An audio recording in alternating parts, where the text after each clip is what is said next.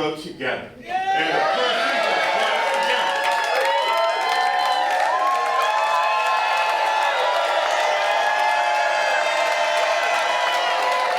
And the person who has brought us together for this fight of all fights is our friend, Governor Gavin Newsom.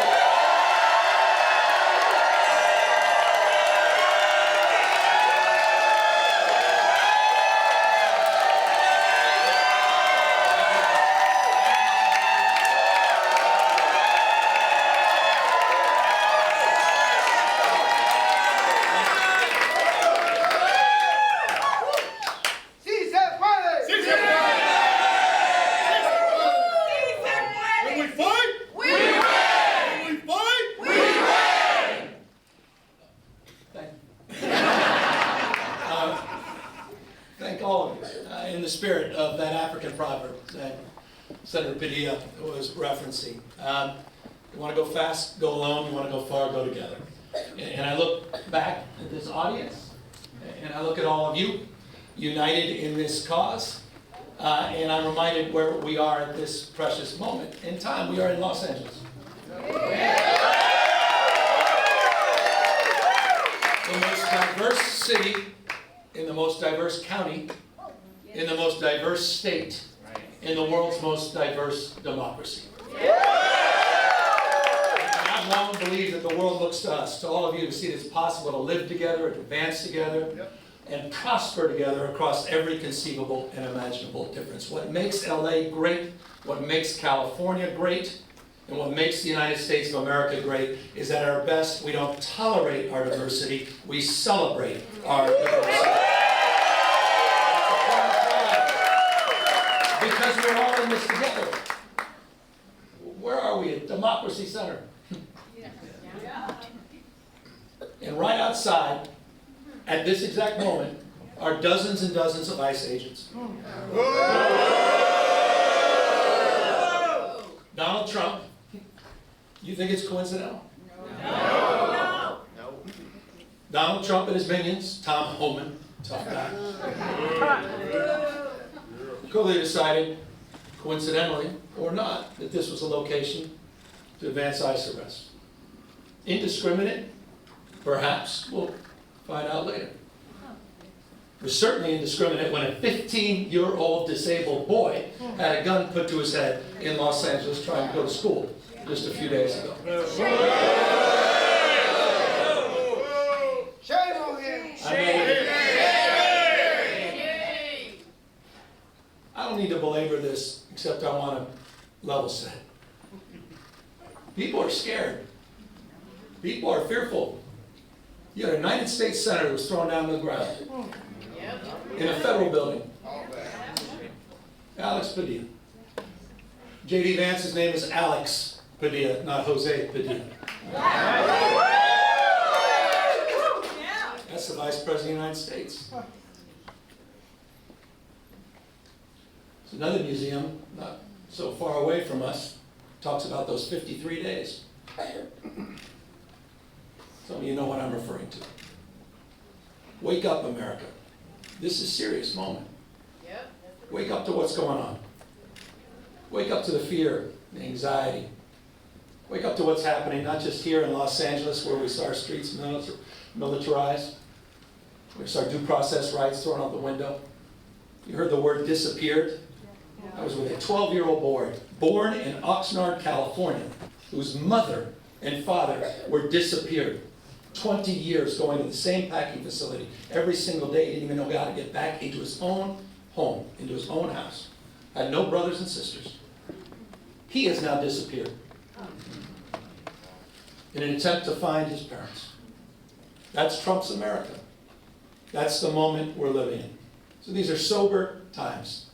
And so I'm deeply grateful to all of you for standing up and for being here today. I'm grateful for all the elected officials that are here, members of Congress, not just our 2 U.S. senators, to members of the California legislature for having the courage of their convictions, for standing tall and standing firm, to recognize today is Liberation Day in the state of California. And as Senator Schiff said, Donald Trump, you have hope to bear, and we will punch back. Here's the the good thing about California, folks. We're the size of 21 state populations combined. We're the fourth largest economy in the world. We're not a small, isolated state. I know they say don't mess with Texas. Don't mess with the great Golden State. We're here with our state of mind, with the clarity of our purpose and conviction, to recognize that we need to reconcile the world we're living in. We do have agency. We're not bystanders in this world. We can shape the future, and that's what we intend to do today. We're here because Donald Trump, on January 6th, tried to light democracy on fire, tried to wreck this country, tried to steal an election, as Alex just said, by trying to dial in for 11, almost 12,000 votes. And here we are, in open and plain sight, before one vote is cast in the 2026 midterm election. And here he is once again trying to rig the system. He doesn't play by a different set of rules. He doesn't believe in the rules. And as a consequence, we need to disabuse ourselves of the way things have been done. It's not good enough to just hold hands, have a candlelight vigil, and talk about the way the world should be. We have got to recognize the cards that have been dealt. And we have got to meet fire with fire. We've got to be held to a higher level of accountability. So that's what this is about. It's not complicated. We're doing this in reaction to a president of the United States that called a sitting governor of the state of Texas and said, "Find me 5 seats." We're doing it in reaction to that act. We're doing it mindful of our higher angels and better angels. We're doing it mindful that we want to model better behavior, as we've been doing for 15 years in the state of California with our Independent Redistricting Commission. But we cannot unilaterally disarm. We can't stand back and watch this democracy disappear. We can't stand back and watch this democracy disappear district by district all across this country, not just in Texas, but in Missouri, where J.D. Vance went just a week ago, in Indiana, in places like Ohio, in places like Florida. We need to stand up, not just California. Other blue states need to stand up. We need to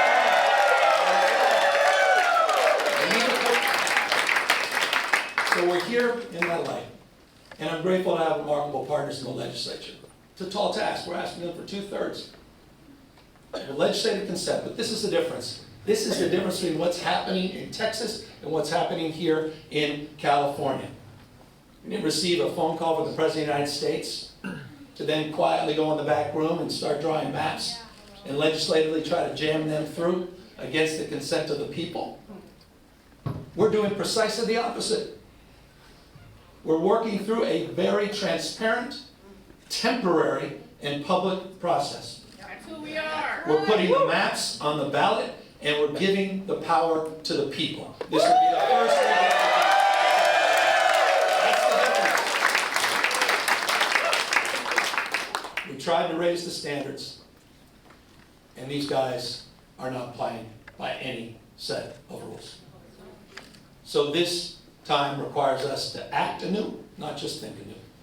And so I'm grateful to all of the remarkable leaders that have stepped up this unifying effort here in the state of California. And we'll be asking for the people on November 4th, the special election, coinciding with a lot of local municipal elections, to provide a temporary pathway for congressional maps.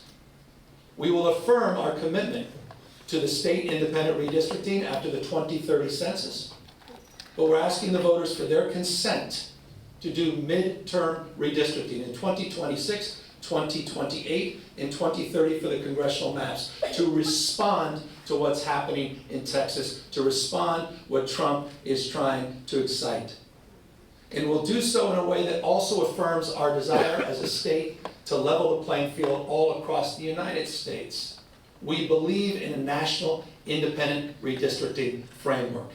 And we believe that's the right goal and the right thing to pursue. And I will just state for the fact, Zoe Lofgren, who runs our California delegation, she authored the bill. Democrats unanimously supported that National Independent Redistricting Commission. Republicans were nowhere to be found.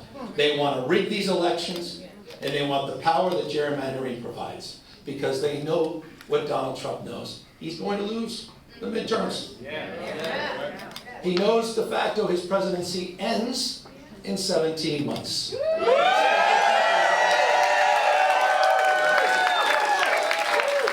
Why else would you try to rig the system?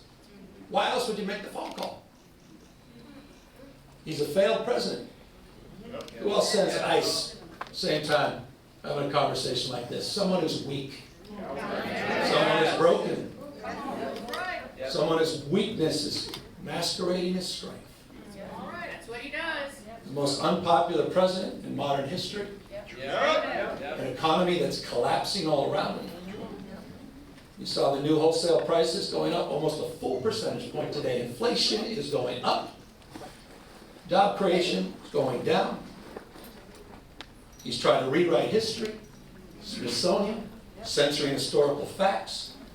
And in the spirit of what Adam Schiff said, he's trying to put America in reverse on voting rights, civil rights, LGBTQ rights, on women's rights. He wants to bring us back to a pre-1960s world. That's what this is all about. It's about power, and I want to end on this. And we are about to give power back to the people. On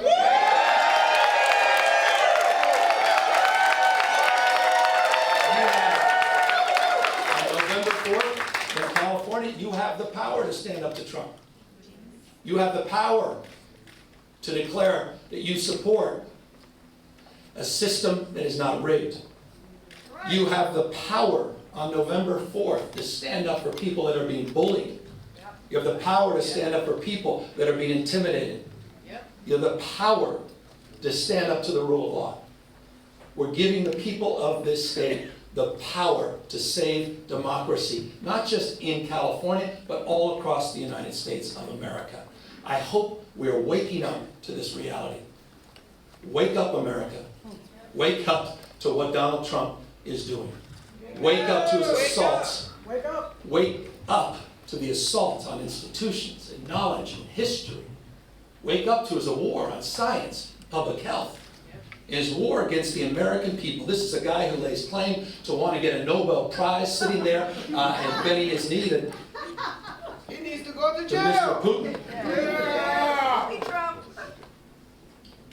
You have the power to straighten this out. And so I want to again just thank everybody for exercising not just their formal authority, yes, that's what we're doing, but also sharing their moral authority at this moment. I want to thank everybody for